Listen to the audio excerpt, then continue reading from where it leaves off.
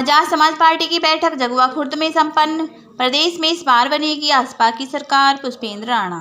अभिषेक भारती जिला प्रभारी, राजू खेवान हसनपुर विधानसभा अध्यक्ष बने। अमरोहा नौगावा सादात विधानसभा क्षेत्र के गांव जगुआ खुर्द में भीम आर्मी आजाद समाज पार्टी के कार्यकर्ताओं की एक बैठक बंटी भारती के आवास पर हुई, जिसमें बहुत से लोगों ने दूसरे दलों को छोड़कर आजाद समाज पार्टी की सदस्यता ग्रहण की। बैठक को संबोधित करते हुए मुख्य अतिथि प्रदेश संगठन मंत्री पुष्पेंद्र राणा ने कहा कि आने वाला समय आजाद समाज पार्टी का है। जनता बड़ी उम्मीद भरी आजाद समाज पार्टी की ओर देख रही है, क्योंकि आजाद समाज पार्टी देश की आवाज बनने जा रही है। और उन्होंने बता दिया, लेकिन बहुत सारे बच्चा बोल रहे थे, बोलने कुछ थोड़ा नहीं है, लेकिन मुझे भी अपनी बात करने का मौका मिला तो कुछ ना कुछ सही कहूँगा जरूर। आज आगे से अब तक तमाम पार्टियों को अपना वोट दे चुके हैं। पहले हमने कांग्रेस को वोट दिया, बहुत लंबे समय तक पार्टी को वोट दिया, फिर हमने बसपा को वोट दिया।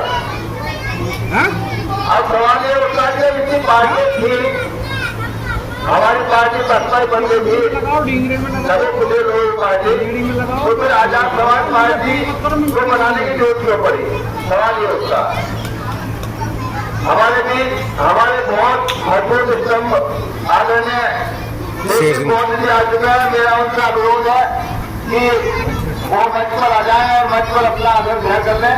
आदरणीय देश मोदी जी हमारे बहुत मजबूत मिशनरी कार्यकर्ता है।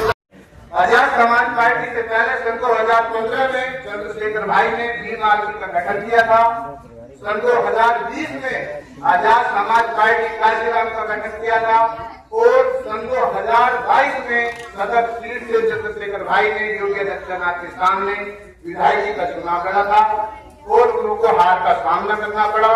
और सन 2024 में उत्तर प्रदेश की सबसे बड़ी लोकसभा से, नगीना लोकसभा से 1,51,000 वोटों से जिता के लोकसभा में भेजने का काम किया और 543 सांसदों के बीच एक भाई चंद्रशेखर आजाद सांसद ऐसे हैं जो हमारी माता बहनों की, जो हमारे भाइयों की, जो बुजुर्गों की, किसानों की, किसी भी जिसका मुद्दा हो, शिक्षा का मुद्दा हो, स्वास्थ्य का मुद्दा हो, बेरोजगारी का मुद्दा हो, सबको अपना लेटर पैड देने का काम करते हैं, सबसे बोलने का काम करते हैं, हर विषय पर बोलने का काम कर रही है। आज बीजेपी सरकार हमारे समाज को और भारत को इतना सुंदर से संविधान को ढोकला करने का काम कर रही है। हमें जागना होगा, हमें अपने संविधान को बचाना होगा, हमें साथ आना होगा।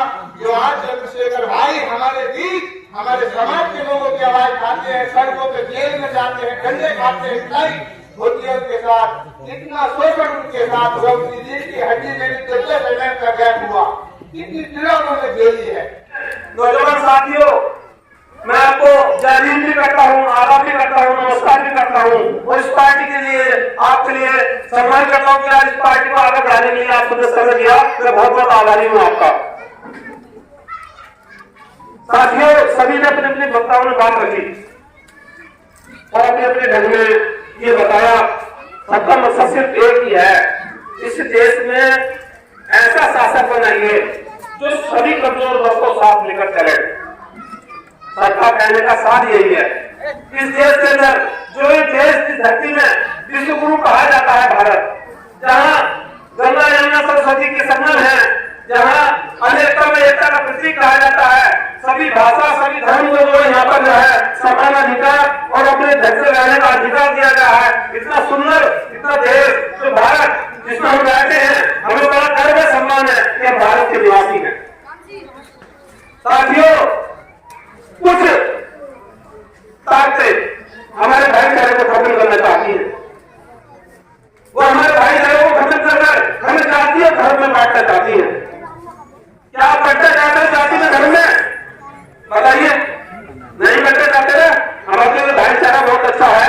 अगर हमारे साथ में कोई पड़ोसी है, कोई गरीब समाज का घर है, उसके साथ में जाट समाज के घर है, मुसलमान समाज का घर है, अगर कोई परेशानी कोई घटना आ गई तो कोई ना कोई पड़ोसी तुरंत जाता है, वो डॉक्टर को बुलाता है या अस्पताल लेकर जाता है, उसमें ये नहीं देखता कि इसकी जाति क्या, इसकी धर्म क्या है, बताइए कोई देखता है ऐसा?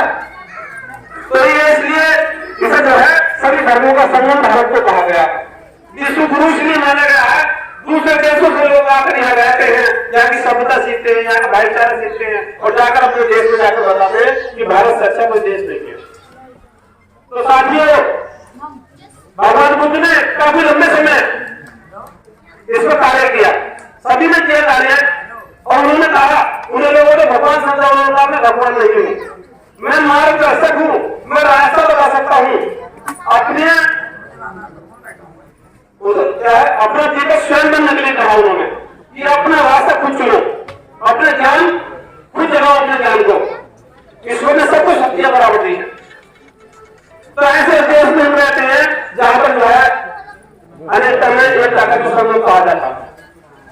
तो मेरा कहने का मतलब यह है कि बहुत पार्टियां इस देश के अंदर है, बहुत बहुत पुराने दल हैं, उन्होंने अपने अपने समय राज भी किया, कुछ राज करने की दौड़ में रहे, लेकिन सबको साथ देकर कमजोर को लाठी बनकर और सहारा बनकर चलने का जो काम है वो कुछ ही दलों ने किया और वो दल करते गए और आज का जो समय ऐसा हुआ है इस देश में विविधता की घड़ी है, कुछ अन्य लोग वो इस देश में जो है जातिवाद की राजनीति लेकर यहाँ पर जो है देश में राज स्थापित करके हम सबको जो बांटने का काम करना चाहते हैं, हमारे अधिकारों को छीनना चाहते हैं तरह तरह के कार्य लेकर।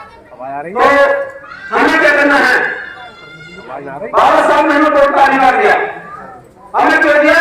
पहले तो ढेर से तलवारों की, बंदूकों की, भालों की लड़ाई होती थी, तमाम लोग मारे जाते थे,